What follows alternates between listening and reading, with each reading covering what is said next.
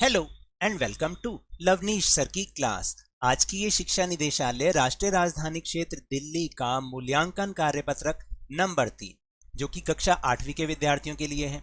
यह लिया गया है सामाजिक विज्ञान से और इसमें हमें करना क्या है, इसमें हमें ये करना है कि निम्नलिखित प्रश्नों के सही विकल्पों के सामने दिए गए गोले को पेन या पेंसिल की सहायता से काला करना है।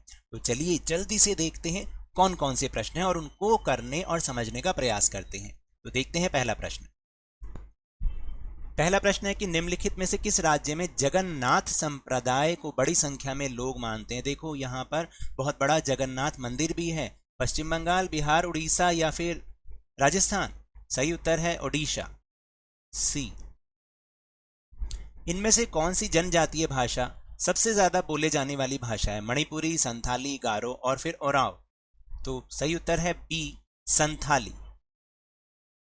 फिर है वह प्रक्रिया जिसमें अल्पसंख्यक समुदाय सामाजिक हाशियाकरण की वजह से किसी खास स्थान तक सीमित हो जाते हैं, कहलाता है। ये तो अभी अभी हमने जब पढ़ा था हाशियाकरण की समझ, उसमें हमने समझा था ना, वो है, आप बताओ, गेटवाइजेशन, प्रवास, विकेंद्रीकरण या इनमें से कोई नहीं। तो सही उत्तर है गेटवाइजेशन। मैंने ये शब्द आपको करवाया भी था उस वर्कशीट में। प्रश्न नंबर 4, भारतीय संविधान के मौलिक अधिकार किस अनुच्छेद के द्वारा छुआछूत को उसको खत्म कर दिया। किस अनुच्छेद के द्वारा खत्म किया गया छुआछूत को। अनुच्छेद 10, 28, 17 या 20। याद करो, हमने दो अनुच्छेद पढ़े थे। यस, 17, अनुच्छेद 17।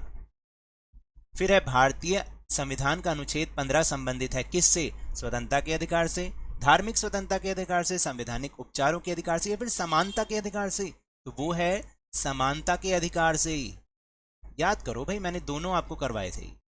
फिर उसके बाद है छठा प्रश्न, अनुसूचित जाति एवं अनुसूचित जनजाति अधिनियम किस वर्ष में बनाया गया। ये भी हमने किया अभी अभी जो पीछे वर्कशीट आई थी, 1998, 85, 89 या फिर 87। सही आंसर इज 1989। फिर है सी के जानू एक प्रमुख कार्यकर्ता है। कौन से कार्यकर्ता हैं। छात्र हैं, आदिवासी कार्यकर्ता हैं, बाल अधिकार कार्यकर्ता हैं या फिर मानव अधिकार। सही उत्तर है बी, आदिवासी कार्यकर्ता। निम्नलिखित में से कौन सा भारतीय राज्य सर्वाधिक आदिवासी समूहों की संख्या का वास स्थान है, यानी सबसे ज्यादा किस राज्य में आदिवासी रहते हैं। ओडिशा, राजस्थान, मध्य प्रदेश या फिर मेघालय। तो सही है मध्य प्रदेश। उसके बाद प्रश्न संख्या 9 है, इसको ध्यान से करना क्योंकि ऐसे ही क्वेश्चन आपके 9th और 10th में भी आएंगे। प्रश्न संख्या 9 और 10 में दो वक्तव्य जिन्हें कथन और कारण से निरूपित किया गया दिए गए हैं। इनको ध्यानपूर्वक और नीचे दिए गए विकल्पों में से सही विकल्पों के सामने दिए गए गोले को पेन या पेंसिल की सहायता से काला कीजिए। देखिए यहाँ पर दो वाक्य होते हैं, एक को हम कथन कहते हैं, एक को कारण कहते हैं।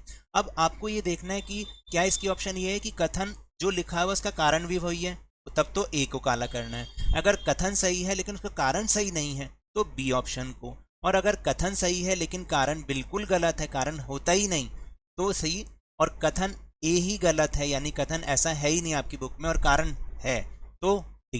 तो देखो जरा, 9 है कथन ए, आदिवासी लोगों को अपना वासस्थान छोड़ना पड़ा। क्यों छोड़ना पड़ा।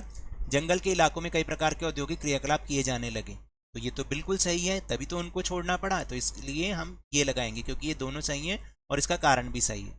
फिर है कथन, भारत के सभी नागरिक मौलिक अधिकारों के हनन की स्थिति में न्यायालय की शरण ले सकते हैं। इसका कारण है कि मौलिक अधिकारों की गारंटी भारत के संविधान द्वारा दी गई है। बिल्कुल सही है, क्योंकि छठा अधिकार भी हमारा जो है संवैधानिक उपचारों का अधिकार, वो यही बताता है कि आप न्यायालय की शरण में जा सकते हैं अगर आपके मौलिक अधिकार कोई छीन रहा हो। तो सही उत्तर है ए। तो ये तो थी आज की वर्कशीट। अगर मेरे इस तरह समझाने से अब आपको समझ में आने लगा है तो इस चैनल और वीडियो को शेयर कीजिए, लाइक कीजिए और नए हैं तो सब्सक्राइब भी कीजिए। और कुछ नहीं, मिलते हैं अगले वीडियो में, तब तक के लिए बहुत बहुत धन्यवाद।